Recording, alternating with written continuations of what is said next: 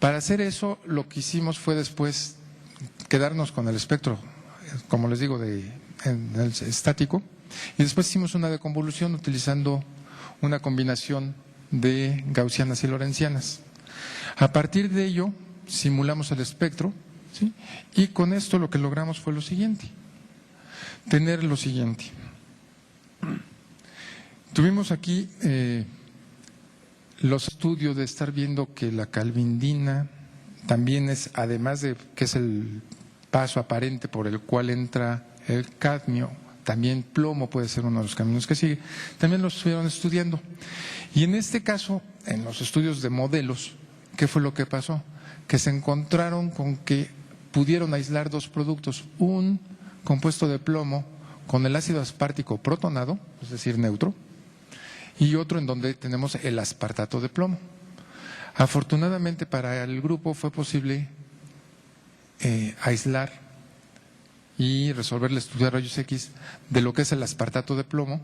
Y aquí, por cierto, una cosa que para mucha gente resulta muy interesante, este es un muy buen ejemplo de en donde se observa la cavidad que se genera por el par inerte del plomo. Entonces, en este compuesto que tiene muchísima anisotropía, nos fue imposible, de hecho, estudiar plomo, y de hecho fue parte de la pregunta que yo hice, ¿por qué? Que se podría estudiar plomo por el método de flip-flop, que yo no lo conocía. Pero lo que sí pudimos ver es que una de las cuestiones que teníamos es que este compuesto es cristalino y en cambio no tenía cristalinidad. Y algo que nosotros queríamos averiguar era si tenían un comportamiento de la estructura polimérica similar. Esto se puede saber a partir de los tiempos de relajación. Una estructura cristalina, un compuesto que es cristalino, que sea microcristalino, va a tener tiempos de relajación más lentos que un compuesto amorfo. Y entonces, pues vamos a estudiarlo. Lo que se hizo fue el estudio del T1 de protón a partir de simplemente variaciones del tiempo de retardo que se están haciendo en un experimento normal de CP+. Lo que encontramos fue lo siguiente, que para el compuesto de plomo, pues el tiempo era el cristalino, los tiempos eran muy cortos, y para el amorfo, los tiempos eran muy cortos, y para el cristalino, largos, lo cual nos confirmaba que este compuesto debe de ser un compuesto muy amorfo en una red polimérica que daba sentido para lo que no se pudiera cristalizar. Y estos experimentos se fijan muy fácil en cualquier equipo, no necesitamos 3 canales ni altas velocidades, son experimentos sencillos de preparar en prácticamente cualquier equipo que tenga la facilidad de hacer sólidos. Y bueno, creo que con esto, nada más para ilustrar algo. También aquí se ha estado hablando mucho de muestras enriquecidas para hacer algunos estudios. Estudios en 2 dimensiones, por lo general van a requerir siempre que se enriquezcan las muestras. Pero si yo en un momento determinado quiero hacer un estudio de moléculas relativamente pequeñas y quiero conocer si los desplazamientos químicos de nitrógeno y ver si estos vieron afectados por la presencia de algún sustituyente que yo estoy poniendo en mis reacciones que yo hago, se pueden hacer experimentos como de una resonancia de sólidos de nitrógeno 15 streptomicina, por ejemplo, en donde yo puedo ver claramente el grupo metilamino y los grupos guanidino anchos, ¿sí?, con ruido, pero este experimento fue de 40 minutos, entonces con una muestra normal. Entonces, yo lo que aquí simplemente como parte de este ejemplo breve de aplicaciones que he estado trabajando en resonancia, es que muchas veces uno se asusta porque dice, no, pero es que yo no tengo el equipo con 3 canales, es que yo no tengo el equipo que gira a alta velocidad. Si somos creativos y probamos, se pueden hacer muchísimas cosas con equipos relativamente sencillos. Y bueno, creo que para concluir aquí estas aplicaciones, les dije que yo iba a ser muy breve.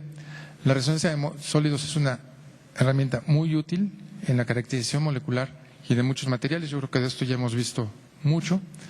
Y permite desarrollar estudios que van más allá de la identificación de desplazamientos químicos.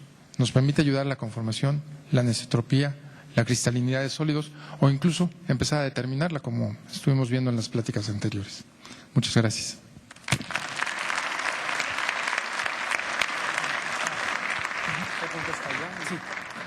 Bueno, por lo corto de la charla sí tenemos oportunidad de hacer preguntas, entonces por favor, ya tienen hambre, pero vamos a intentarlo. ¿Alguna pregunta ahí atrás de los estudiantes? ¿No? ¿O apuntaron alguna en el papel?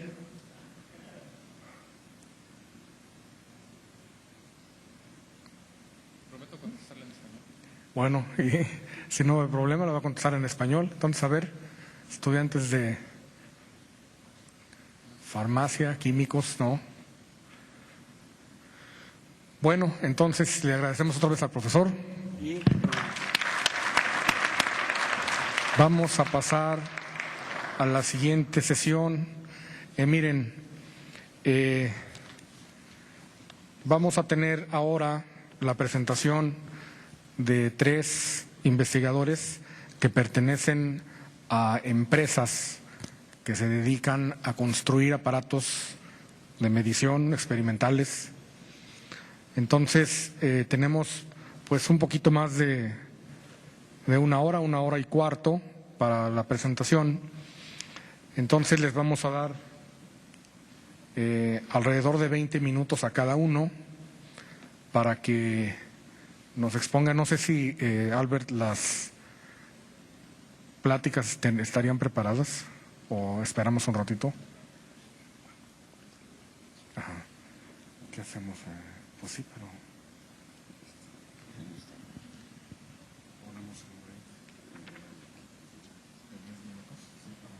Bueno, mire, me piden que si podemos hacer un break de 10 minutos para preparar las charlas en la computadora. Entonces regresamos, por favor, en 10 minutos.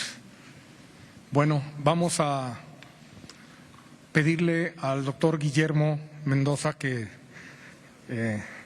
tiene un poco de prisa, entonces le vamos a agradecer que esté aquí con nosotros frente de ustedes para darle su reconocimiento de parte de la universidad. Muchas gracias. Te agradecemos mucho y un obsequio local de dulces poblanos, claro, y unos libros acerca de arquitectura de la ciudad de Puebla. Y le agradecemos mucho su colaboración con nosotros. Muchas gracias.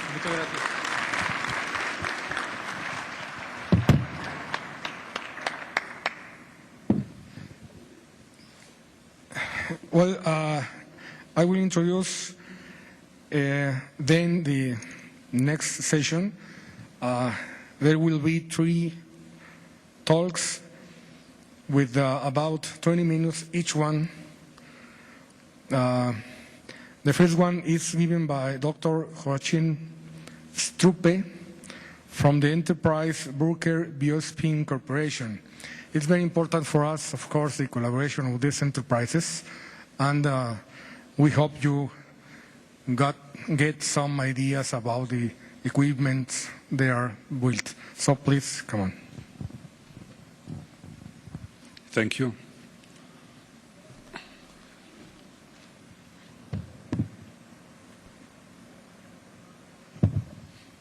So thank you for the invitation, the opportunity to present my company here. Briefly to me, I learned NMR as a physicist in the physics department in the University of Stuttgart in Germany, where I grew up, and worked on field cycling, fast field cycling, relaxation spectroscopy on biological membranes. And it brought me to a postdoc at UC San Diego with Gide Wold on biomembranes and biological solids. And after 2 years, I started at 1996, I joined Bruker as applications engineer. And today I want to talk to you a little bit about, let's say this is a tough time right now to make a split between a kind of a little bit of scientific talk, which is geared very hard towards applications, and a little bit an infomercial, basically showing to you what kind of products we sell. So the title was Getting More Solid State NMR of Your Spectrometer. That's an intentional presentation because I think that spectrometers nowadays shouldn't be a solid state spectrometer or liquid spectrometer. It should be one spectrometer with the different options that you want to do your spectroscopy on. Has something to do with that you want to use as many analytical techniques that you have. So I will start then with what characterizes a modern NMR spectrometer. It will talk about magnets. It's a big part, and it's the most expensive part of your spectrometer. It can be less expensive if you go something like a mini-spec, where you have a small permanent magnet and then you do some relaxation spectroscopy. But it's a limited application, but it's a nice and cute application. Then we have the other part, which would be the spectrometer frequency system. We will talk about amplitude stability, about frequency stability, accuracy, and speed. And speed is very important for some experiments that have already been discussed here. And then we talk about peripheral devices like probes, a little bit on VT control. I possibly will skip the mass control. It's just a little piece of hardware that's of some importance. And then sample changers like this little picture. I think I don't want to mention much more about sample changers. It's just we can eject samples, whether it's narrow bore or wide bore systems, in most of our probes. There's one exception, that's the very fast probe, the 1.3 millimeter probe, where we have to pull the probe to exchange samples. But for all other applications and all other probes, you can leave the probe in the magnet and just change the sample. So coming back to the start, back then, in the times, Jake Safer, for example, 1975, here the spectrometer was a very dedicated spectrometer. You couldn't do anything else, but you could do solid-state NMR, but you could do it pretty well. And commercial spectrometers were not really that well available, especially with the kind of sophistication that was required for people like Jake Safer with their NMR. Nowadays, we have high resolution. That's a picture from Oshkinat's paper where he had the first structure published. Christian Bonhomme spoke about that. And here is a picture of a probe, a narrow bore probe for standard magnets, standard liquids. And you see the stator here for the magic angle spinning can be tilted to eject the sample. So coming back to the outline, we talk about magnets. And I promised that I show a picture of Northeastern University here. That's Northeastern University. It's in Boston. And we have here the metro line coming by with a lot of disturbances. So it's electric disturbances and it's mechanical disturbances. And it's a real challenging environment because the NMR is roughly 15 meters away here in that laboratory. And we installed a 700 megahertz narrow bore and a 400 wide bore system.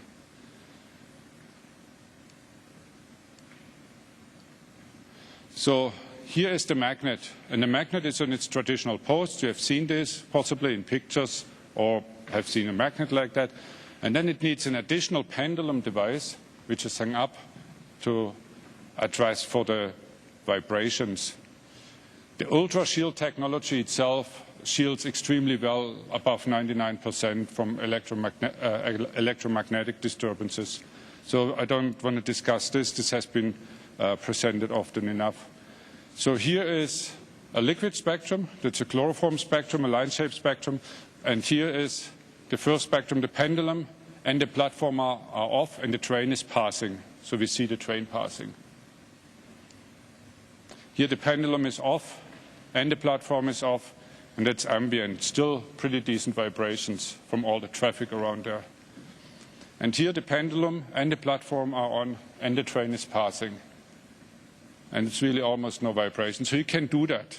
And of course, it's not Bruker what he did by himself. We had some contractors. We had people that helped us to really build such a sophisticated system. And then, of course, we have digital log and all those kind of things which give a great stability. And we have drift compensation. We will discuss drift compensation a little bit later. But I want to come now to the next. It would be spectrometer frequency system.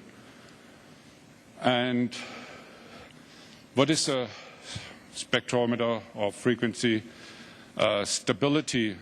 It's the stability of the RF generating devices. That's the synthesizer. It's the stability of the RF amplifying devices. So it's the transmitter. And it's the stability of the receiver system and the stability of probes. And here's the stability test. That's a test. The test is stability of the synthesizer, the amplifying and the receiving device, and the probe. And the test is a cross-polarization experiment. We've heard about it, we learned it this time. It's a 90-degree pulse. We get a magnetization in the transverse plane and the protons. So the protons are here, carbons are here, it's upside down. And we have here the spin lock pulse. We have a constant amplitude pulse, so we don't do any ramps. And we spin at 10 kilohertz, and then we have low power decoupling. Low power, that means something like 30 kilohertz. Oh, by the way, I should correct myself, because I wanted to make a comment about low power and high power decoupling. I think in the age of very fast spinning probes with very small coils, we shouldn't really talk about low power anymore, because we don't know what low power means. High power, for example, very high field of something like 200 kilohertz, is achieved on a 1.3 millimeter probe, for example, with 20 or 25 or 30 watts of RF. It's not much power. And if you think of traditional high power for 500 watt amplifier, getting full blast on that probe, you vaporize the coil. So we should talk about high field or low field decoupling. This is low field decoupling, something like 25, 30 kilohertz notation. And what I show you is what happens here is if you ramp the amplitude of the conversion field or the amplitude of this field, it doesn't really matter, and go across the rotation, you spin at 10 kilohertz. And if you spin at 10 kilohertz, you already see that the adamantane spectrum, the proton spectrum, becomes a heterogeneous system in the Hamiltonian. So you have the lines split up very well, really nice line shape. It's not really like a big line shape with some blobs on it. And it's most likely the reason the theoretical people can explain this to you much better than I could. And here's the stability test. We run an experiment with two scans, an adamantane, at 0 seconds, at 10 seconds with 5 seconds recycle delay. So after 10 seconds, we run the next experiment, 30 seconds, 60 seconds, and 10 minutes. And this sequence is repeated for about 9 hours. And what you see here is the amplitude. So it went overnight, the temperature dropped a little bit, and we see things like that. If you look at the fluctuation, it's less than 10%, with a root mean square of 1.5% of amplitude for fluctuation. And the experimental conditions are listed here, 1 milliseconds Hartmann-Hahn contact, 200 milliseconds free induction decay, time signal accumulation, and 10 kilohertz sample rotation. The environmental conditions are absolutely normal. It's an applications lab in Billerica. It's a high traffic lab. There's nothing really done special. It doesn't come into a secret cell with super stabilized environmental conditions. So that's what we see here. So we see those, and you see, if you go change by 0.1 dB and amplifications, that's what we could do back then with those kind of consoles. It was done about 6 years ago, this experiment. You lose about almost 100% of your signal amplitude. You can go to this side and it's a little bit better. So then I said on one of those conditions, run with our digital amplitude control and 0.1% of the amplitude, of the total amplitude that we can have and control it. And you can see we lose 20 to 30% with 0.1% of amplitude change. And we also saw in the previous experiment, you see those little dots, those outliers, which are very systematic. And I was wondering what this is in the terms of stability. What it is in terms of stability is that if I add 4 dummy scans per experiment and run the same experiment again, then everything's stable. And I come to less than 0.05% amplitude stability. And that's something that you could achieve. And this is basically you need to control the thermal drift of your amplifiers, because they are very sensitive to thermal drift. You shouldn't have too much of a temperature drift in the laboratory, although you always have that. And that's exactly what you see here. So we have some thermal drift, and you can correlate this basically with the air condition in the room and the night where the experiment ran. So it's a very good amplitude stability that we have here. Then the spectrometer stability, the magnet. We have a magnet with a normal drift. There's no lock in that. In most solids experiments, we don't have a lock. And it's a fairly straight line which doesn't move that much. And that straight line comes from a drift compensation, if you know what your drift is. And most of the times it's just linear. So you add just a linear ramp to your field drift and it compensates for it pretty well. Of course, if you have a thunderstorm coming through, it might change things a little bit and you have little fluctuations, but this is absolutely marginal to compare to what we see. So we went through the system stability. The next would be the fast frequency manipulation for all experiments. And I tried to find this typo this morning and couldn't find it anymore. So, okay, this is for the frequency fluctuation. It should be flexible, it should be fast, precise. Because we know we want to keep up with the spin system, we want to manipulate the spin system according to what those guys like my French colleagues here told us this morning. They have those experiments, those fantastic experiments like HBR, some symmetry-based sequences that have phase switches, they have amplitude switches, they have frequency switches. And you want to keep up with with your spin system, so it needs to be fast, it needs to be precise, because you really want to know if you type that in your computer, it's really what you would like to see. Phase switching is important, frequency switching is important, and a true waveform generation is important. And it's also important if you have a waveform generation that you can make those waves back to back. This would be exactly, for example, for experiments like the Dumbo experiment with a window in between for sampling. So what you see here, and I don't know whether it comes out well. It looks a little bit pale, that green here. This is an FSLG headcore experiment on tripeptide that I have. It's a synthesized tripeptide. It's MLF, so it's methionine, phenylaleucine, and phenylalanine. And the FSLG headcore is an FSLG headcore with a long contact pulse under the Lee-Goldberg condition. Because if you label your chemical shifts on protons and then want to know where your chemical shift is after your T1 evolution, to which carbons it belongs, you make a very short contact time, cross-polarization, and then observe the magnetization. Or you spin lock along the magic angle, your proton spin lock field, and then the protons can talk to each other during the cross-polarization. Then you really have the talking from the protons, from one proton to the carbon, to the next nearest carbon, to the further carbon. You can go down the chain and have an analytical tool in this direction as well. And how is this programmed? You just basically punch in. This is Bruegel lingo. We have for each line is a time event. So we have a pulse, a phase, frequency that we set, and a power. And we don't need to set a power. It remembers the power. And then we next pulse, next frequency, next phase, and we expect it to switch like that, and it does. The experiment and the result shows us that it really does switch like that. The next experiment would be symmetry-based sequence, like, for example, the SC14 sequence. It's a very touchy sequence in terms of recoupling. It has fairly good bandwidth, and the RF conditions is 3.5 times the rotation frequency for the RF field. So I have 120 kilohertz decoupling during the recoupling and decoupling, 615 microseconds double quantum conversion, reconversion, and the double quantum yield, that's what I want to measure in order to assess how well is my frequency generation. The phase switching is about 51%. That's almost close to what we could consider for this type of sequence a theoretical limit. The next would be an SPC5. That's a similar sequence derived from Bob Griffin's group at MIT. And we come up to 60% in the double quantum yield. And here, as the condition is 5 times the rotor frequency, we have a larger coverage of your spectral region. And this sequence also is better compensated for chemical shift anisotropies. So we get a good recoupling also in the carbon yield. And we get 60% double quantum yield. So now this is my piece of art. I was at San Diego, so there's the Seuss Museum, and that's what the cat said. So it jumps up and down. But that's not all what we can do.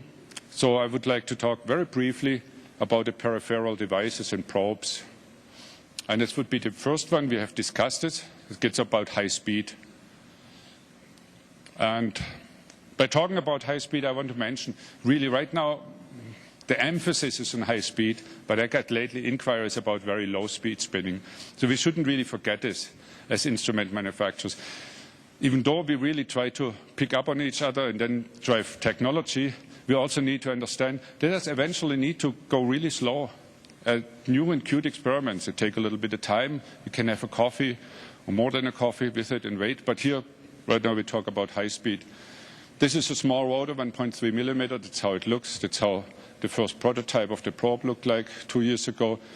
And you have seen this. So you spin at 70 kilohertz, 500 megahertz, barely resolution on the aliphatic protons. 400 megahertz, 2.5 kilohertz rotation with a multiple pulse sequence, you get perfect resolution. I've done this about 4 years ago, the spectrum, where everybody is still in the science community, especially when I presented the spectrum, said you can't do windowed Lee Goldberg sequences at spinning speeds larger than 24 kilohertz. And I didn't really understand why, because I'm just a very empirical person. I watch those sequences, try to adjust it, try to understand, to see how the resonances move, how those other resonance peaks that come up here move, and then deduced myself kind of empirical equation, came up, set it up on 30 kilohertz, and it worked really beautifully well. And people have tried it. You can do this at 60 kilohertz. I think it's pointless, but you can do it in principle. But more importantly, here we have discussed this. This was transverse dephasing optimized decoupling. This is Gael de Paep really put out this critical paper, and we have discussed about T2 and T2 star today a lot and heard a lot about it. And it's really our challenge to really optimize decoupling for those long J-coupling experiments. Here's one of those long J-coupling experiments.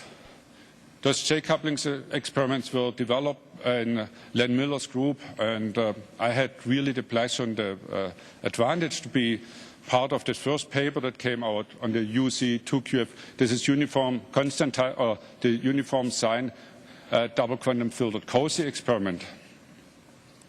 And this experiment we developed to make carbon-carbon correlation on natural abundance and 15. And this paper was a really interesting paper because it hit a note that I heard during the last 4 days. This means that NMR, solid-state NMR, as well as liquids NMR, is not really the only analytical tool that you have. If you have a problem and you want to solve it, you need to understand all the techniques that are available. Back then, on the vitamin D problem with the UC2QF COSY, we had mathematical chemistry, so we really went to periodic boundary condition long before GPAR was published. It was one of Len's grad students who did that work. We did make the refinement with Gaussian, and we had X-ray structural data that we used in order to kind of anchor the first data for the mathematical calculation. And after that, we came out with this paper. And this is a development of this experiment for biological applications that was done in collaboration with Chad Rienstra. So you have seen the reference today. And this is at high speed at 60 kilohertz, because we assume at 60 kilohertz you can really decouple very well. And of course you can do that. And this is a dry sample, so you can go in with 210 kilohertz. That's real high field decoupling. But we discussed also low power decoupling. And in my experience, in my hands as application scientist, TPPM low power from Yoshitaka Ishii is really that sequence to work with. It's robust. It's fairly easy to optimize. What you see here is an optimization strategy for that on the aliphatic carbon on glycine. And what you see here, this is basically a two-dimensional grid search that we have here. So here we go over the angle, the toggle angle here, 0 and phi, and that overall amplitude is basically the pulse width. So that's the width of this tau p down here. And if you do that, you come something like 48 degrees for the toggle angle, and that's kind of fairly standard number, and it depends a little bit on the rotation rate that you have. And here's the caution. Just change the proton carrier systematically across this proton spectrum, and you see we have a bandwidth here. And this is typical for low power decoupling. And it's something to come up and work something against it. I have my ideas, but I don't have even time to do that. So, but to see this here, if we have a 1 gigahertz magnet, the bandwidth would go from here to here, so we would really lose a lot. So that's not really good for T2s. For 500 megahertz, we get close. But we could do an experiment. This was the PAR experiment with Gall de Paep, and we got a real remote couplings down here, and we can show that. Very fast, indirect detection. That is the Proton N14 experiment with 65 kilohertz rotation, 1.2 microseconds proton, 2.5 on N15, 1 milligram histidine, and we get this kind of resolution. Get some nice peaks that I don't understand, and this was done with SR42, the experiment. And we don't have very much T1 noise in here, so this is really a show that demonstrates extremely good stability of the mass controller. Of course, what we can also do in the newest hardware edition, we can do active control and synchronization of the mass speed and read it out. So that's the summary of the high speed. In interest of time, I really have only 1 minute left. I want to briefly mention the decoupling of wet and dielectric samples. If we have wet and dielectric samples, we need to reduce the conservative E fields, so the fields that we can avoid in our NMR coils. And we have the double coil design that was developed in collaboration with the National High Magnetic Field Lab. Here's the X coil, X and Y coil, so carbon-nitrogen coil, and we have the proton coil here. The advantage of this, the B1 homogeneity is excellent on protons, but we can't really reach a very high field. So 97 kilohertz was one of the prototypes. Routinely right now 100 kilohertz decoupling. CP at 7 kilohertz and 70 kilohertz and carbon-13. So we have strong fields there, great sensitivity in those probes, and it's a carbon-carbon correlation with over 60 milliseconds, high RF field decoupling without burning the protein. And ubiquitin is known to be extremely sensitive, and it survives those kind of treatments. A double cross-polarization experiment on GB1, that's one of those small little proteins. It's a Drosophila, it's a nanocrystalline protein, and gives a 70% yield on the aliphatic proton. So we have really good control. Then we have those assignment protons. That's what Christian talked about. It's you make a N-1, go in the previous amino acid, go in the other one. It's a routine experiment meanwhile. You can set this up, you know the field, plug it in, hit the go button, and you get those experiments, overlay them, and you can get your backbone assignment. And then from the chemical shift in the backbone assignment, you can go into Talos and already get a first hit at a three-dimensional structure. And then you do your carbon-carbon correlation with PDSD and get a little bit of quantitative idea about the structure. Single quantum, double quantum mixing to see the sign. So you see what is the next carbon and can refine your secondary structure. Resolution is great. It's the isoleucine peak, better than 15 hertz. And I'm done with the presentation. He's pressing me. Last word was about temperature control, because it really makes a spectrometer important. And this is one of those things where you have mass rotor, it spins fast. You blow VT gas in it, something comes in from the bearing, warms it up, and all kinds of things. And here we have now a VT controller which can control also the VT gas flow. You really know the mass flow of your thing. It makes your calibration so much more robust. It is really a win for those kind of experiments. And I have to thank a lot of my friend Len Miller at UC Riverside, all the people that we worked with, and that's what happens if you do too much. But I hope that it doesn't happen to you. Thank you.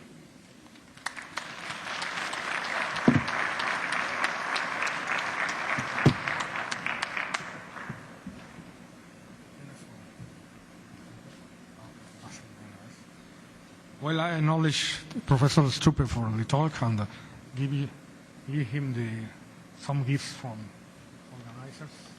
Oh, thank you. Thank you so much. Well, sorry for the pressure, but time is money. No. Well, the second talk is from Enterprise Yeol. Will talk Dr. Yusuke Nishiyama, and he will stay here. Please. My laptop.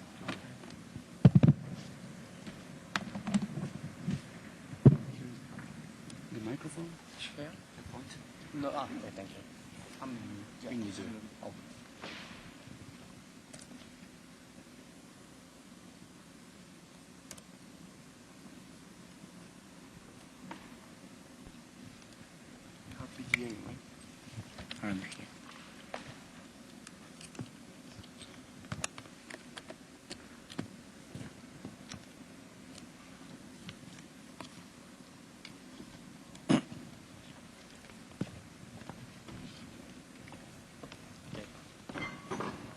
Oh, no, thank you. I will rather use a traditional way.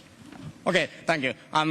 First of all, I'd like to thank the organizers for giving me an opportunity to present this presentation in this good and nice meeting.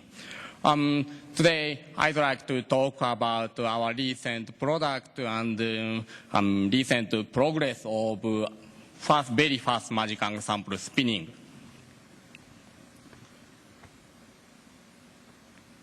Here is our NMR spectrometer. We have three kinds of NMR spectrometer. First one is the ECA family. It's for both solution and solid state NMR. We have another, maybe a child of the ECA, ECX family, and much smaller one, ECS family. We have three kinds of spectrometer. This spectrometer is fit to from 300 to 1 gigahertz magnet. We already installed about 7 years ago. We have installed the ECA 930 for both solid and solution NMR. Solid state NMR at such a high field is very nice hobby for daily life. And here is okay. This meeting is dedicated for oriented for solid state NMR. So here we show several sample rotors for solid state NMR. We have several kind of NMR rotors from 6 millimeter to very small 1 millimeter. Okay. Today I'd like to focus to the very new product of 1 millimeter NMR sample tube. Okay, this is the final slide of my advertisement. So I'd like to move to my hobby topic. Here is my contents of my talk. But first, I'd like to introduce a very fast magic ensemble spinning system. Okay, 1 millimeter MS system has 3 features. Most promising characteristic is spinning frequency. The sample rotor can rotate up to 80 kHz. It's a world record currently. And stability is quite nice at such a very fast magic ensemble spinning. Second one is RF field strength. Because not only a sample tube, but also the sample coil is very, very small. So we can use a micro coil for sample coil. So the RF field reaches for the proton and carbon-13, both for 500 kilohertz. For the low gamma nuclei like a nitrogen-14, RF field reaches up to 140. Very strong RF field can be achieved. Such a strong RF field is very good for quadrupolar nuclei. And third one is sample volume. We need only 0.8 microliter for the observations. Okay, let me move to the application for the 1 millimeter MS. The first application is proton NMR. Because the line width of proton is proportional to, inversely proportional to the sample spinning frequency. So at the very fast sample spinning, we can get a very narrow line width for the proton NMR. So just a simple single pulse experiment shows a great enhancement in resolution and sensitivity. You can see the deep dip around here at the 80 kilohertz, and the signal sensitivity is greatly enhanced at the 80 kilohertz. This enhancement is much easily visible in the 2D experiment. Here is a single quantum and double quantum correlation experiment of L-histidine. You can see a broad featureless line, so it is very hard to extract information from this spectrum. But at the 80 kilohertz, we can see a very nice correlation. So it's very happy for me to observe such an experiment. So to do this experiment, we have used some sophisticated experiment already introduced by Jean-Paul R12. It's very good decoupling sequence for the double quantum experiment at a very fast Majikan sample spinning. Next interesting feature is quantitative analysis of the proton NMR. Because we can get a narrow line with not only very fast magic angle spinning, but also the Clamps method at a low spinning frequency. But quantitative information is lost in such experiment. But at the very fast magic angle sample spinning, we can get a quantitative information from the spectrum intensity. So here is a result, very easy result of the error running. You can see the signal intensity is proportional to the number of protons. So it's very useful for the quantitative analysis of the NMR, proton NMR. Second one is relaxation time. In the solid state NMR, proton T1 relaxation time is believed to be uniform in the crystalline, in the single crystals, because of the very fast, very quick proton-proton spin diffusions. Such a spin diffusion is caused by a strong proton-proton dipolar coupling. So at the very fast magic sample spinning, such a dipolar coupling decoupled, so leading to a slowing of the spin diffusion. So we can see an intrinsic T1 relaxation for each protons. Here is a result of the error running. At the low spinning frequency, we cannot see such a difference of T1 relaxation time, but at 80 kilohertz, we can see a clear difference of T1 relaxation time for each protons. So this kind of analysis is very frequently used in the carbon-13 NMR, but at very fast magic sample spinning, we can do a similar analysis by a proton NMR.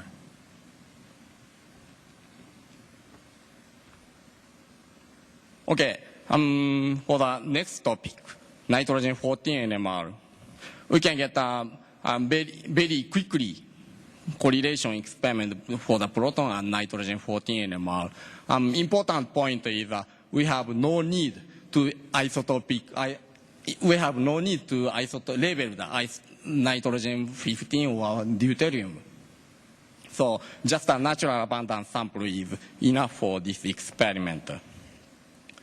Before moving to the topic, I'd like to briefly introduce the characteristics of nitrogen NMR. Nitrogen has two different isotopes. The first one is nitrogen-14, and second one is nitrogen-15. Most of the nitrogen is nitrogen-14, almost 100%. Unfortunately, both these isotopes are NMR active nuclei, so we can observe NMR signal for both nuclei. So it seems nitrogen-14 is the best choice for the nitrogen observation because of the high natural abundance.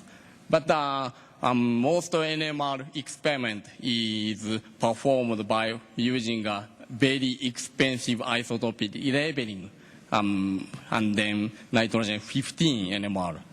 That's because of the spin quantum numbers. Because nitrogen 15 is a spin half nuclei, so very easy nuclei to be observed and to analyze.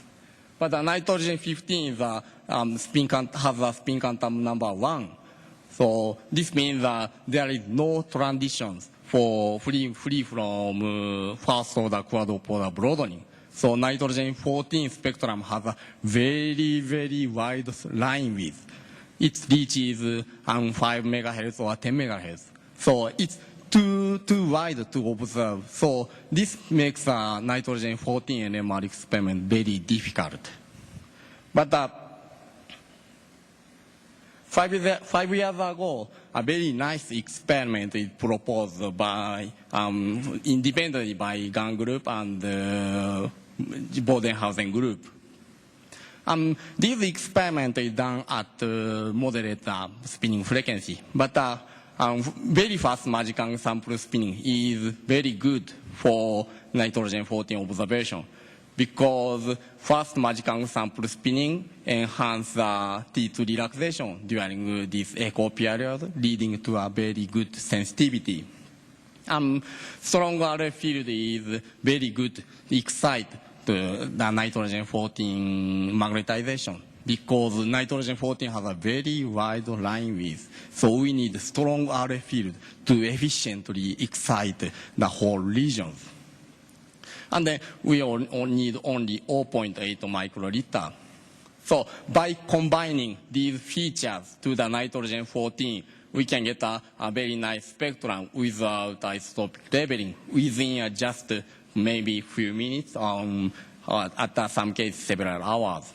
This one is already published in the 2011. This article is cited by a previous presentation of the Burka presentation. So I believe this one is very nice experiment for all over the NMR world. Here we show an effect of the fast Magicang sample spinning. Signal sensitivity is greatly enhanced at 80 kHz. For the RF field, you can see the signal is greatly enhanced at a very strong RF field strength. So this means that fast Magicang sample spinning and strong RF field is very nice for nitrogen 14 NMR analysis. Here is a result of dipeptide, glycyl L-alanine. In this molecule, we have 2 nitrogen 14 atoms. And then we can see a very clear correlation of proton and nitrogen 14. The amazing is this spectrum is observed within just 2 minutes, even for such a small volume molecule, samples. Okay. Third topic is carbon-13 NMR. Maybe carbon-13 is the best, most observed nuclei in the solid-state NMR world. Most carbon-13 is observed by a CPMS experiment, but we can apply HMQC approach for carbon-13 observation at very fast Magicang sample spinning. In this experiment, magnetization is transferred from J coupling. So we can see only a through space bond in this spectrum. So here is a very simple result of the L-alanine. You can see the clear correlation of the carbon-13 and proton NMR. There are no correlations for through bond any correlations. So that's very important to assign the signals. But there are some problems because the first one is the biggest problem is broadening in carbon-13 dimension because we apply only pi pulse at the center of the T1 period. This works fine at the solution state NMR, but in the solid state NMR, proton-proton homonuclear dipole interaction prevent the perfect proton-carbon decoupling via a pi pulse. So we need some method to improve these situations. Maybe there are several solutions. The first one could be a very fast magic angle sample spinning, because the fast magic angle sample spinning suppresses the proton-proton homonuclear dipole interactions. The second solution would be a HSQC experiment.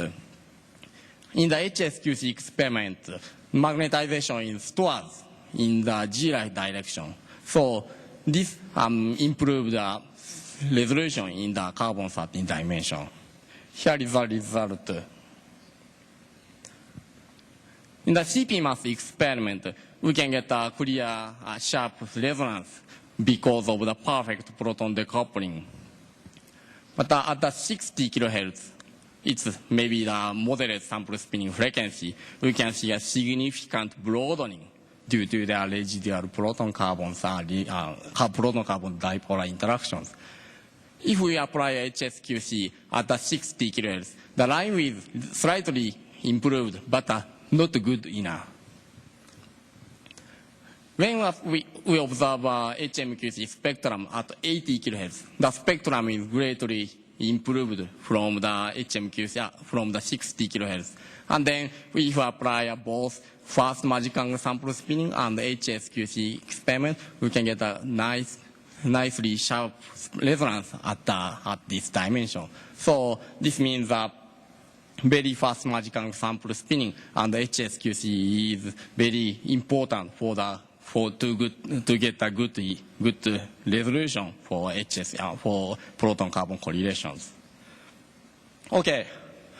Let me summarize this presentation. For the proton NMR, we can get a high resolution NMR, but at a very fast magic angle sample spinning. Second one is quantitative analysis is realized by fast magic angle sample spinning. Also, T1 relaxation analysis is realized by fast magic angle sample spinning. For the nitrogen-14 NMR, we can get a very nice proton nitrogen-14 correlations within a few minutes for sub-microliter samples. And then third one is the carbon-13 NMR. We can get a high-resolution spectrum with combination of the HSQC and fast magic angle sample spinning. Okay. Thank you for your attention. Muchas gracias.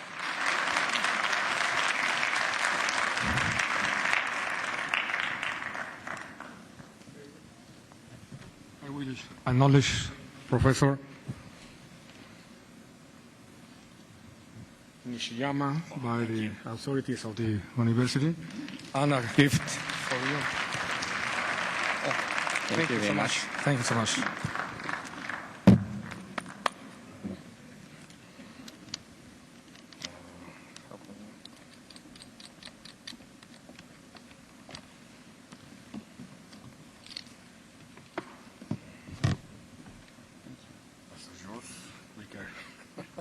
Thank you so much. Well, la última plática de esta sesión y de la parte teórica aquí en la universidad la va a dar el químico Ramón Rosales de la empresa Agilent Technologies. No sé si ya esté lista su plática. Ok, adelante. Sí, gracias. ¿Qué tal? Buenas tardes. Gracias al comité organizador de este evento por invitarme, en particular al maestro Albert y al doctor Gerardo Cepeda, que no lo veo por aquí. Antes de comenzar la plática, me gustaría confesarme con ustedes. Tengo 20 años trabajando en la parte de ventas, de instrumentación analítica, 15 años trabajando para la corporación, en principio Avarian y ahora en Agilent. Y hace 10 años tuve mi primer contacto en la venta de equipos de resonancia magnética nuclear. En aquel entonces, mi contraparte de Brasil estuvo aquí en México, me dio un curso por 3 días. En ese curso tuve oportunidad de aprender pues, los términos que se manejan en resonancia. También aprendí un poquito sobre la técnica. Aprendí de los experimentos, los HSQC, los TOXI, lo que es el PROF, el magneto. Supe que cuando se escuchaba la palabra quench es que había problemas, ¿sí?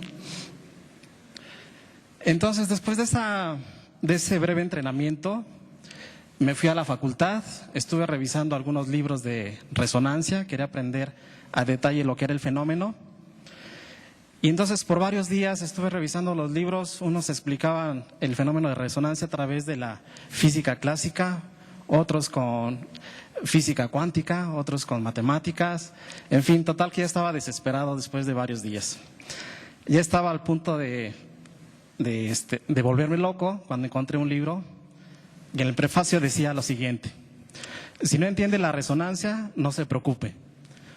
Los que la entienden es porque han crecido con ella. Y eso es bien cierto. O sea, si ustedes revisan la trayectoria de sus maestros, se darán cuenta que casi todos ellos tienen más de 10 años, 15 años, 20 años trabajando en la parte de resonancia. ¿Ok? Así es de que, por favor, hay que relajarnos y a ver cómo sale este FID con esta secuencia de diapositivas. ¿Ok? El programa. En la primera parte de esta presentación quiero que ustedes puedan entender o quiero que observen que Agilent como un proveedor de equipos de resonancia magnética nuclear. Todo el mundo está acostumbrado a que Varian, Bruker y Joule son los proveedores de equipos de resonancia en el mundo. Lo que ahora queremos hacer es de que ustedes consideren a Agilent como un proveedor de resonancia magnética. Haciendo la presentación casi accidentalmente me di cuenta que el próximo año se van a cumplir 50 años de hacer resonancia magnética nuclear en México. Y también voy a hablar un poquito de eso. Voy a hablarles también acerca del taller de resonancia que se va a dar en la Escuela de Ciencias Biológicas el día miércoles, jueves y viernes.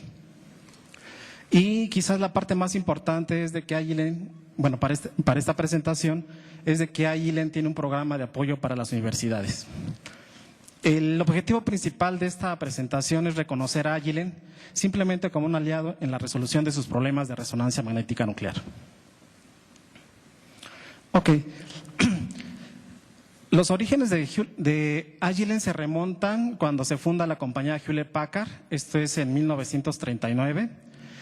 La compañía Hewlett Packard fue fundada por William Hewlett y David Packard. Ellos tenían tres coincidencias. Eran amigos, estudiaron en la Universidad de Stanford y eran electrónicos. Ellos fundan esta compañía justamente con los nombres de Hewlett Packard en 1939. Simplemente como un dato curioso, el primer pedido que recibieron ellos fue de 8 equipos de osciladores de sonido, me parece que así se llaman, no sé para qué sirven. Estos fueron adquiridos por la compañía Walt Disney, precisamente para poder hacer la película Fantasía. Bueno, aquí ya está el señor David Packard y William Hewlett, un poquito ya más grandes. Y en 1999 Hewlett Packard anuncia su división. Es una escisión de la compañía. Esa decisión da origen a Hewlett Packard como tal, que es la compañía que todos conocemos, que es la compañía que está dedicada a los sistemas de cómputo, impresoras e imágenes, y la compañía de Agilent Technologies, que es la compañía que recoge la esencia del negocio original de Hewlett Packard. Esto es el desarrollo de aparatos electrónicos para pruebas y medición, instrumentación analítica y desarrollo de equipo para uso médico. Agilent Technologies en el año de 2009 hace el anuncio de la adquisición de Varian, fundada en 1948. Una muy breve historia de Varian es la siguiente. La compañía Varian fue fundada por 2 hermanos, Russell y Sigurd Varian. Ellos la fundaron en 1948. Russ estudió en la Universidad de Stanford y Sig fue piloto aviador. Nada más como un dato curioso, ellos inventaron el tubo Killstrom, que fue el primer producto que ellos fabricaron. Entiendo yo que fue muy útil para el desarrollo de radares aéreos durante la Segunda Guerra Mundial. Ahora como Agilent, Varian ahora como Agilent, esta es una breve semblanza o historia del tiempo de lo que es la resonancia magnética nuclear. En 1947, incluso antes de que se formara la compañía, Russell ya tenía patentes de sobre los equipos de resonancia magnética. En 1952, Varian embarca el primer equipo ya comercial, uno de 30 MHz. En 1958 se lanzan ya en forma masiva los equipos de resonancia. En 1961 se lanza al mercado el primer equipo de resonancia magnética nuclear con imán permanente. Este es importante para nosotros. Después les comento, en 1963 Varian, en aquel entonces, lanza al mercado el primer equipo superconductor a 200 MHz. En 1999 se lanza el primer equipo de resonancia a 900 MHz y en el 2005 se hacen cambios importantes en la consola con el concepto que se llama Direct Drive. Ok. Ahora vamos a… con esto lo que les quiero decir, bueno, con la parte anterior lo que les quiero decir es de que Agilent está haciendo inversiones muy fuertes en el desarrollo de nuevos productos, en la parte de resonancia, así como en aplicaciones. Por lo que respecta a Agilent RMN en México, casi 50 años, lo que sucede es de que en 1962, o sea, un año después justo de que se lanza al mercado el primer equipo con imán permanente, se instala en el Instituto de Química la primera resonancia magnética nuclear en México. Esto fue en 1962, así es de que el próximo año se estarán cumpliendo ya 50 años de hacer resonancia aquí en el país. Después, en los 70s, se instala el primer equipo superconductor en México. En el 2009 se instala el primer equipo de imágenes para animales. Es único en Latinoamérica, es un equipo de 210 milímetros de Bohr y de 7 Teslas. En el 2010 se instala el primer equipo de resonancia a 700 MHz con sonda enfriada. En el 2011 se instala la primera sonda para sólidos, la Ultrafast. De hecho, esta sonda se acaba de instalar hace un par de semanas, ¿sí? Y en el 2011 estamos pensando que ya se va a instalar un equipo a 600 MHz con capacidad para muestras en solución y sólidos en el Cinvestav de la Unidad Mérida. Así es de que la instrumentación aquí en México ha ido creciendo en aplicaciones o en accesorios como en intensidades de campo magnético. Hay un artículo muy bonito que encontré del legendario doctor Eduardo Díaz, ¿sí?, que se titula 40 años de resonancia en México. Este fue publicado en el año de 2002. Ustedes lo pueden encontrar en la red, o si quieren una copia en formato electrónico también los tengo por ahí. Pero está muy emotivo ese artículo. ¿Cuál es la tendencia de la resonancia magnética nuclear en México? Bueno, el mercado tiende a crecer en los próximos años. Regularmente, año con año, se manejan 2 o 3 proyectos de resonancia. Nosotros estamos pensando, por las solicitudes de cotización que hemos estado recibiendo, que esto se va a incrementar a 3 o 4 equipos por año. Y a diferencia de hace unos 5 o 10 años atrás, cuando la gente pensaba en equipos de 300, 400 MHz para comprar, y bueno, ya los equipos de 500 MHz ya sonaban como una utopía, actualmente todas las cotizaciones o solicitudes de cotización que se reciben están pensando en equipos de 500, 600, 700 e incluso ya 800 MHz. Las áreas de aplicaciones ahora son más diversas, como son metabolómica, biosólidos, polímeros. Anteriormente, las aplicaciones se circunscribían a lo que era síntesis orgánica, inorgánica, lo que eran productos naturales principalmente. Hay mercados emergentes como es el de nanotecnología, ciencias de la vida y ciencias de los materiales. Así es de que para los chicos que quieren estudiar ahora resonancia, creo que es una muy buena oportunidad. Hay muchas áreas de aplicación que son vírgenes aquí en México, con la ventaja de que hay infraestructura suficiente para que ustedes, si salen a estudiar al extranjero, como comentaban en la inauguración, regresen y puedan aplicar lo que allá pudieran haber aprendido. El taller de resonancia magnética en la Escuela de Ciencias Biológicas del IPN, para aquellos que van a estar por allá, el miércoles, jueves y viernes. ¿Qué es lo que van a ver? Pues en principio van a ver al maestro en ciencias Oscar Yáñez, que es nuestro ingeniero de aplicaciones. ingeniero de servicio.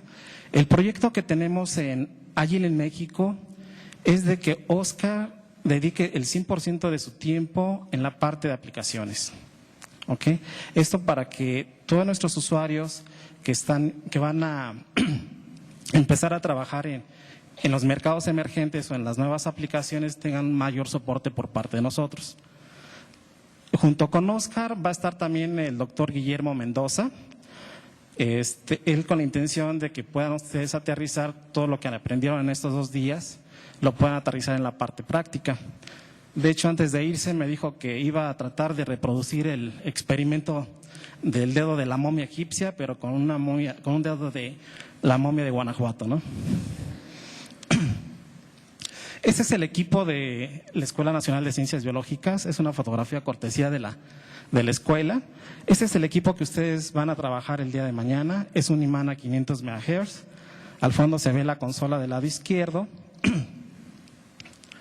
Y el imán que está instalado ahí es de la última generación de la familia Agile.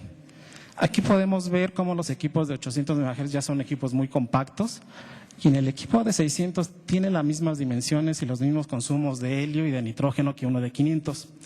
Por esa razón, en el caso de Agile, algunos de nuestros usuarios, en lugar de estar pensando en un equipo de 500 MHz, piensan en un 600 MHz. ¿Por qué? Porque si bien es cierto que van a hacer una inversión inicial más fuerte, pero los consumos o los gastos de operación van a estar exactamente los mismos que un equipo de 500 MHz. Este es un diagrama de la consola que tienen en ciencias biológicas.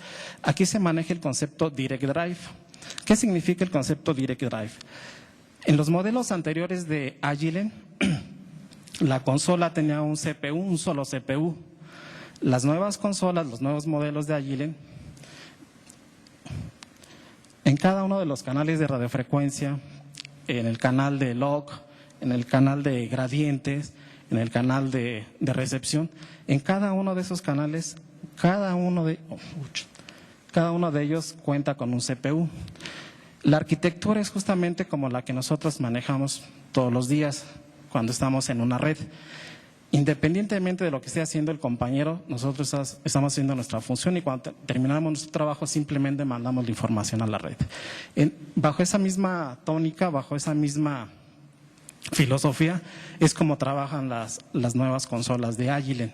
La ventaja de todo esto es que las líneas bases son completamente planas, es mayor sensibilidad la que se obtiene en estos equipos, es mucho más fácil el diagnóstico y la reparación de los equipos. Simplemente como un ejemplo, en los modelos anteriores, para la recepción de la señal, se utilizaban 6 tarjetas y el software. Actualmente, con el nuevo concepto Direct Drive, se requiere únicamente solo una tarjeta y el software. Ok, otra de las cosas que van a poder observar o trabajar el día de mañana van a ser 2 sondas de sólidos. Una de ellas a 4 milímetros, con rotores de 4 milímetros, y otra con rotores de 1.2 milímetros. Con ellas van a poder hacer experimentos clásicos como los de polarización cruzada para análisis de carbono, fósforo, etcétera. Van a poder darse cuenta de la facilidad o la dificultad que existe en empacar rotores muy pequeñitos. Ahí se muestra en la fotografía algunas de las herramientas que se utilizan. Este es un ejemplo de cómo ya se han presentado muchos ejemplos, incluso yo creo que este lo voy a quitar porque se parece mucho al de Yeol. Pero aquí podemos ver claramente cómo la resolución para el caso de protón se hace más amplia, la sensibilidad, por lo mismo que las señales se hacen más angostas, se incrementa la sensibilidad. Y fíjense el poder que se utiliza para este experimento. Estamos hablando que es un espectro de alanina para protón utilizando únicamente 25 watts de potencia. Y también se van a dar cuenta probablemente el día de mañana que este tipo de rotores puede ser ideal cuando las muestras son muy pequeñas. También se van a dar cuenta que ha evolucionado mucho el software de Agile. Este en particular les gusta mucho a nuestros usuarios. Aquí en la pantalla se pueden colocar hasta 4 experimentos diferentes. Y cuando nosotros colocamos el cursor en alguna de las señales de alguno de ellos, en automático el cursor se correlaciona en los otros experimentos. Entonces, para la gente que hace elucidación de estructuras, esta parte les gusta mucho. Bueno, ya por último, quizás es la parte más interesante para ustedes. Agilent tiene un programa de apoyo que se conoce como University Relations. ¿En qué consiste este University Relations? Consiste que son apoyos que se dan a profesores, universidades, como por ejemplo en el caso de los investigadores, pueden tener apoyos económicos, si no mal recuerdo, de $50,000 por 2 años consecutivos. Esto es para apoyar sus proyectos de investigación. Para ello, los investigadores tienen que llenar una solicitud, enviar su proyecto y hay un comité científico dentro de Agilent que califica estos trabajos. También hay colaboraciones con universidades. Aquí las colaboraciones son de montos ya más significativos. Esto es para tecnologías que van emergiendo o para investigación de punta. También para los profesores investigadores que se dedican a la parte de docencia, existe material didáctico que también está disponible para ustedes. Aquí en esta presentación aparece el listado de esas herramientas por aplicación o puede ser también por técnica. Vi mucho para la parte de cromatografía de gas, de líquidos, seguramente para la parte de resonancia en breve habrá algo, ¿no? También para estudiantes, ya sean graduados o no graduados, Agilent tiene programas de apoyo para hacer estancias.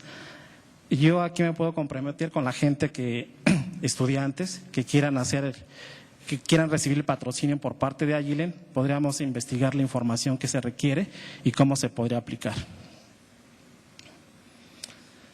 En la cultura de Agilent, les gusta a ellos mucho el manejo de información a través de Internet. Así es de que yo les sugiero que consulten la página de Agilent frecuentemente y en particular el SpinSites, que es el nuevo blog de resonancia en Agilent. Viene información muy interesante, desarrollo de nuevas aplicaciones que seguramente les puede ser de utilidad. Finalmente, en la parte de abajo aparece mi dirección de correo.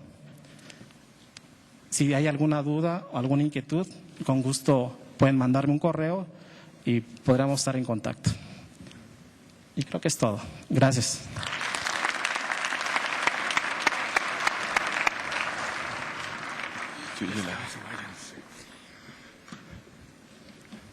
Pues muchas gracias, Ramón Rosales. Tenemos aquí todavía unos presentes. Bueno, primero quiero pedir a todos los participantes que por favor se queden unos 10 minutos más, 5 o 10 minutos más. Ramón, muchas gracias. Unos dulces típicos de aquí, de la ciudad de Puebla. 2 libros de la universidad, de parte de la rectoría. Aquí voy a pasar la palabra al doctor Rivas. Vamos a tener la clausura.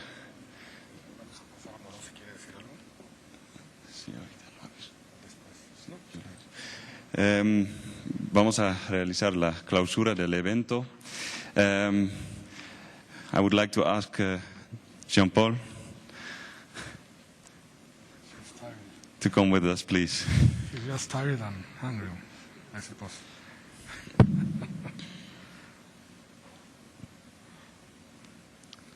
Well, Jean-Paul, the first words will be from the director.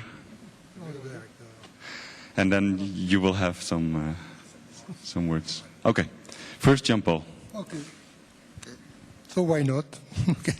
No, it has been a really great adventure since 2 years, and globally it has been incredibly positive.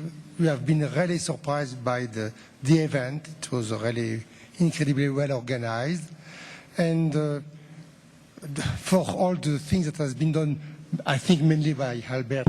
Oh, sorry. By you. Okay. I don't want to kill you, sorry. No, it has been really organized. So I'm very pleased. And for all the people who came from abroad, we all thank you for the work that you have been doing. That's the first thing. The second thing, and I hope that it will continue, which means that maybe, I don't know, 2 years or 3 years, we will do it again, because now the most difficult part has been done, the first step to organize, to know each other, and so on. So all the things now are more or less done, which means that it will be incredibly more easy to do it in 2 or 3 years again. And the last aspect, I hope that in the next future, we will do some collaborations, teaching collaboration in between the two parts, and maybe in the framework of this new Erasmus Mundus project that will arrive in the next few months. But many thanks for all what you have done. And many thanks to you. Bueno, a mí me pidieron las autoridades de la universidad, en particular el señor maestro Jaime Vázquez, de que les comentara rápidamente un pequeño resumen del evento, sobre todo fundamentado en que es un inicio de una cooperación intensiva a nivel internacional y nacional, como lo ha citado el profesor Amoró, y posiblemente la formación de una red y cooperación científica en México, uniendo el esfuerzo de 3 instituciones, que son la Universidad Nacional Autónoma de México, el Instituto Politécnico Nacional y esta Universidad Benemérita, Universidad Autónoma de Puebla. Entonces esperamos que esa red se pueda hacer y posteriormente alguna colaboración con la Universidad de Lille. Finalmente asistieron de ustedes 205 personas, entre estudiantes, profesores, representantes de industrias y los representantes de los patrocinadores. Se presentaron un total de 15 ponencias. Tuvimos el honor de recibir a ponentes reconocidos a nivel nacional e internacional de Francia, Japón, Estados Unidos y aquí en México. Es muy importante la vinculación. Esperamos que no cese. Ya estamos hablando de que para lograr entrar a una red a nivel nacional tendremos que formar una red interna de la UAP. Entonces esperamos que trabajar con los cuerpos académicos, que como está dividido, una de las maneras como está dividida el trabajo académico aquí en la UAP, que es por cuerpos académicos, vamos a tratar de ponernos en contacto con los interesados, a ver si podemos generar una conexión para empezar a trabajar un poco más con toda la complicación de mecánica cuántica y demás que tenemos que aprender. No es precisamente una clausura, no le vamos a dar esa formalidad porque finalmente el evento continúa el resto de la semana. Nada más desearle suerte a los compañeros que van a ir al taller, suerte a todos los que vinieron para que aprendan más NMR y estén en contacto para poder trabajar con nosotros. Les recuerdo que mañana, en la mañana, va a haber una transmisión en vivo para los que no pudimos ir al taller, lo podamos ver aquí en la sala virtual, en el aula virtual aquí enfrente del Centro Cultural, o en las páginas que nos han dado. Y las conferencias que fueron grabadas las vamos a tener pronto en el sitio que ustedes estuvieron checando. Entonces, pues sin más, nos vamos todos a comer. Muy buenas tardes.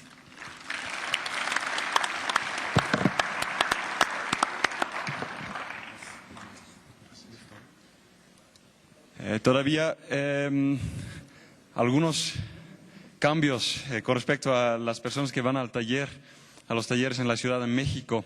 Hubo como 5 o 6 personas que no llegaron y 5 o 6 nuevas personas que van a ir a los talleres en la Ciudad de México. Entonces tendremos disponible ahora aquí en la pantalla los nombres de las personas que van a ir a los laboratorios.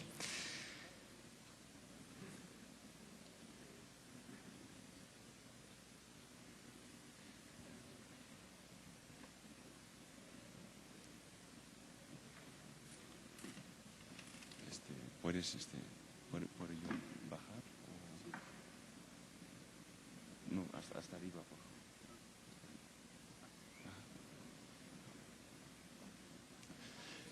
Bueno, esta lista también estará disponible aquí en el registro, pero bueno, es importante verificar quiénes fueron seleccionados para el taller, en dónde, en la UNAM o en el IPN, y qué día, la hora de salida, etcétera. Para las personas externas tenemos el hospedaje en la Ciudad de México, entonces sí es importante verificar esta información. Muchas gracias.